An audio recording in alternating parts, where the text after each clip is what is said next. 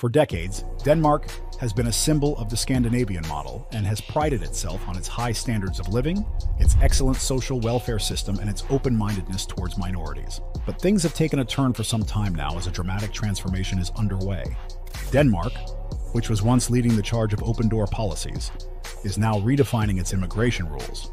Let's find out why a friendly migrant country has become so strict and how it is taking a hard line against refugees to protect its national values and cultural traditions. In the 19th century, many workers from Germany and Sweden immigrated to Copenhagen to work in the construction of railroads. Soon after the economic uplift in the 1960s, many guest workers went in full force to work in Denmark as the labor demand increased in manufacturing sector. But this mass emigration posed many challenges to Denmark's economy. One of these challenges was the proper integration of skilled and professional labor into their community. Firstly, many immigrants were employed.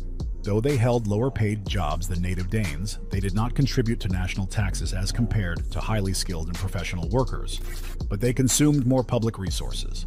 On top of that, this unskilled labor occupied the jobs of many native Danish citizens. And obviously there was a growing threat among the Danish people that these immigrants would add radical elements to society. This concern came because in the 1980s, Denmark welcomed more refugees, particularly from the Middle East and the Global South, and these countries were ravaged by war crises and civil conflict. Danish communities started fearing that their society would face extremist elements. That is why the Danish parliament passed a new Aliens Act in the 1980s to put strict restrictions on immigrants and guest workers. It barred the entry of new foreign workers from non-Nordic countries. For the Danish people and government, these policies are in favor of their national unity and political stability. Talking about political stability, Denmark faced many challenges on the economic and security front after the Syrian refugee crisis in 2011. The Syrian crisis began in 2011, and it triggered one of the largest refugee movements in recent history. Millions of Syrian refugees fled their homes to find a haven in Europe. So Europe experienced one of the largest movements of asylum seekers. As Denmark had high standard living conditions and a robust welfare system, it became an attractive destination for refugees. This posed a huge challenge to the immigration system in Denmark. Initially, Denmark felt a humanitarian need for Syrian refugees and opened its doors to them. But as the number of immigrants increased, their public and political opinions started to shift, and refugees were taken as national security threats. Moreover, the far-right and far-left political parties were on the same agenda in terms of immigration policy. So, the Danish government responded with more stringent immigration laws under Prime Minister Lars Løkke Rasmussen between 2015 and 2019. Under his government, the Danish People's Party, frankly termed the anti-immigration and far-right party, vowed to reduce the number of asylum seekers. Moreover, the government also tightened the refugee criteria for family reunification, permanent residency, and Danish nationality. The Danish government also vowed to send Syrian refugees back to Syria.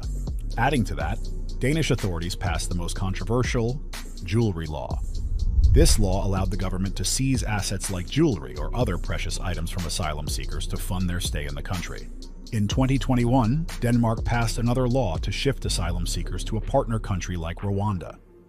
Denmark believed that the European Union's fragmented immigration policies for asylum seekers would pose a danger to their borders. This move was done to address government concerns about security threats and other strategic issues. The main concern was about the human traffickers in the Mediterranean Sea. Denmark wanted to hold a more dignified approach by halting its borders to illegal immigrants with criminal backgrounds.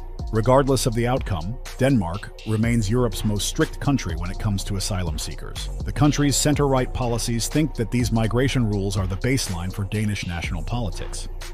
Through these policies, Denmark is effectively limiting refugees' access to healthcare, work, and other social benefits. Denmark is now focusing on executing its controversial Ghetto Plan like a country with no parallel societies by 2030. Simply put, the government claims to have no ghettos until 2030.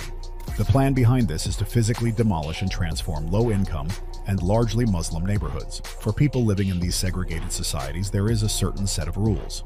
For instance, the penalty for a crime is double, and a little offense to be handled by a fine can instead lead to imprisonment. So it is now evident why Denmark is taking a bold stance towards immigrants and refugees. It wants to consolidate its national values and cultural traditions by putting a full stop to foreigners. This appears to be in Denmark's favor for some time now, but will it remain favorable to Danes forever? What are your thoughts about it? Do you think that these immigration policies are a blessing in disguise for Denmark? Let us know in the comments section. For more such videos and hot topics, stay tuned and don't forget to subscribe.